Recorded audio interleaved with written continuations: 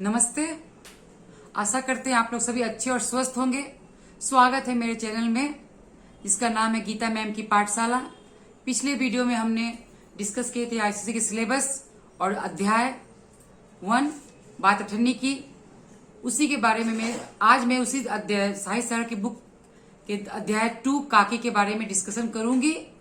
और आने वाले वीडियो में मैं दोनों चैप्टर काकी और बात अठन्नी के प्रश्न उत्तर का जवाब दूंगी और डिस्कशन करूंगी जो बच्चों के डाउट्स है। तो इसीलिए इस चैनल पे आप लोग शुरू से अंत तक बने रहें और मेरे चैनल को लाइक्स और सब्सक्राइब जरूर करें। तो चलिए हम लोग शुरुआत करते हैं काकी अध्याय की। सबसे पहले मैं काकी में उनके लेखक परिचय को संक्षिप्त में पढ़ लेते हैं। तो काकी के लेखक है सियाराम शरण गुप्त। सियाराम शरण गुप्त का जन्म झांसी में हुआ था, 1895 में हुआ था उनकी जन्म। और वो हमारे राष्ट्र कवि मैथिली शरण के छोटे भाई हैं और उनके लेखनी पर गांधीवाद और विनोबा के विचारों का बहुत प्रभाव पड़ा है। वो राष्ट्रवादी कवि हैं और उनकी लेखनी में विश्व बंधुत्व, विश्व शांति और सत्य का और अहिंसा का प्रभाव देखने को मिलता है।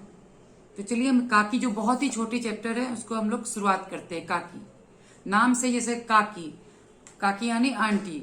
यहाँ पे एक छोटे बालक के बारे में बताया गया, उसके मातृ वियोग के बारे में इस चैप्टर में बताया गया। किस प्रकार एक श्यामू एक छोटा बालक होता है, अबोध बालक होता है, वो अपने मातृ वियोग में उसकी तरफ का जो व्यथा है उसके बारे में यहाँ पे लेखक ने इस कहानी में वर्णन किया है।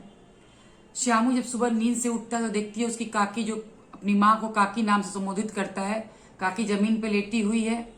सभी उसे शमशान की ओर ले आते हैं, उसे समझा के ले आते हैं कि उसके मामा के घर ले जा रहे हैं, लेकिन काकी की मृत्यु हो चुकी है और उसे शमशान ले आते हैं। उसे किसी भी तरह समझा बुझा के घर में रखा जाता है, लेकिन वो अबोध बालक ये सत्य बहुत दिन अबोध बालक से सत्य छिपा ना रह सका। अंत में उसे मालूम चल गया कि काकी कहीं नहीं राम के यहाँ गई है। एक दिन बैठे बैठे बालक आकाश की ओर देख रहा था, आसमान की तरफ। बहुत सारे पतंग उड़ रहे थे। उसके मन में एक विचार आया कि क्यों ना मैं इस पतंग में काकी नाम लिखकर अपने माँ के पास भेज दूं, जिससे पतंग की डोर पकड़ के मेरी माँ मेरे पास उतर के आ जाएगी। अपने सुखिया दासी के बेटे भोला जो उससे थोड़ा सा उम्र में बड़ा था, समवयस्क था, उसे जाके ये सुझाव देता है कि मुझे एक पतंग ला दो। तो पतंग लाने के लिए पैसे कहाँ से लाएगा, तो अपने पापा से कहा। पापा ने उसके जवाब का उत्तर नहीं दिया क्योंकि उसके पापा विशेश्वर जो थे पत्नी के मृत्यु के बाद बहुत ही दुखी रहने लग गए थे। उन्होंने हाँ कह दिया लेकिन पैसे नहीं दिए।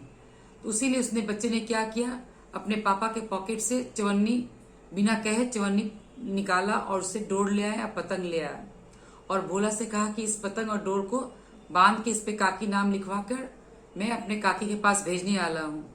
भोला भी इससे थोड़ा सा ही बड़ा था उम्र में, वो भी नादान अबोध बालक। वो क्या जाने कि काकी पतंग पकड़ के नीचे उतर पाएगी जो कि जिसकी मृत्यु हो गई है।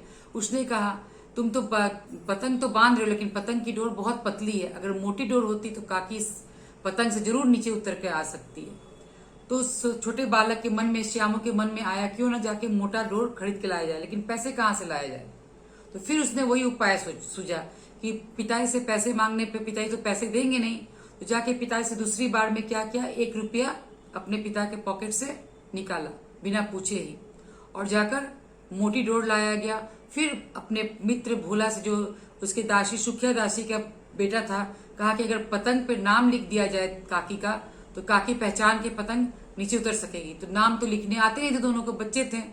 उसने अपने पड़ोस के जवाहर भैया से उस पर काकी नाम लिखवाया और एक अंधेरे कोठरी में बैठकर दोनों पतंग में डोर और पतंग को बांधने की तैयारी करने लगे काकी के पास भेजने के लिए।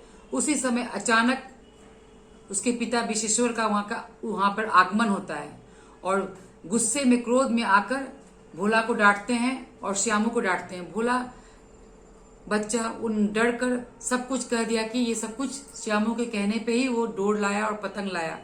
और उसके पिता का क्रोध संभाल ना पाए और आनंद फानंद में 2 तमाचे श्यामू के गाल पे जड़ दिए और पतंग को फाड़ दिए। लेकिन कुछ ही क्षण बाद जब वो पतंग को देखते तो उसमें देखते काकी नाम लिखा हुआ है और वो अपनी गलती पर पछतावा करते कि अबोध बालक जो मातृ वियोग में इतना तड़प रहा है वो किस तरह अपनी माँ को नीचे लाने के लिए पतंग का जुगाड़ किया और पतंग से अपनी माँ को नीचे उतारना चाहता था।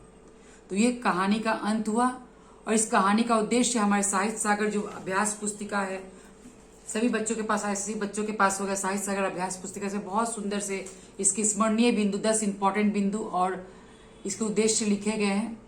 जैसे कि इसमें देखिए बताया गया है, कहानी में अत्यंत मार्मिक ढंग से एक अबोध मासूम बालक की मातृ वियोग का पीड़ा का वर्णन किया गया है। और कहानीकार ने क्या यहाँ पे अबोध बालक के हृदय के भावुक और कोमल और भावनाओं को बहुत सुंदर तरीके से चित्रित किया है। ये किस तरह एक मातृ वियोग में छोटा बच्चा अपना माँ के वियोग में तड़प रहा है और माँ को लाने के लिए क्या क्या उपाय करता है। उसे ये नहीं मालूम कि माँ अब कभी भी नीचे मेरे पास नहीं आएगी, इसकी मृत्यु हो चुकी है। तो ये कहानी भी श्री हरिराम शरण गुप्त की बहुत ही सुंदर कहानी है, छोटी सी कहानी है जो एक अबोध बालक के मातृ वियोग के तरफ के ऊपर लिखी गई है और उसके हृदय की मार्मिक पीड़ा को दर्शाया गया है। तो मेरे जो आईसीसी के छात्र और छात्राएं हैं, मैं उनसे ये निवेदन करती हूँ कि कहानी को जब जाए एग्जाम में देने तो इसके जो 20 स्मरणीय बिंदु और कहानी का उद्देश्य पढ़ के जरूर जाए अभ्यास पुस्तिका से। और मैं इसके बाद कहने वाली हूँ कि इसके आने वाले वीडियो में मैं 2 चैप्टर का काकी और बात अठन्नी के प्रश्न उत्तर का डिस्कशन करूंगी। जिसने भी मेरे चैनल को अभी तक सब्सक्राइब और लाइक नहीं किए प्लीज जरूर करें और आने वाले वीडियो में मैं अगली बार मिलती हूँ। धन्यवाद।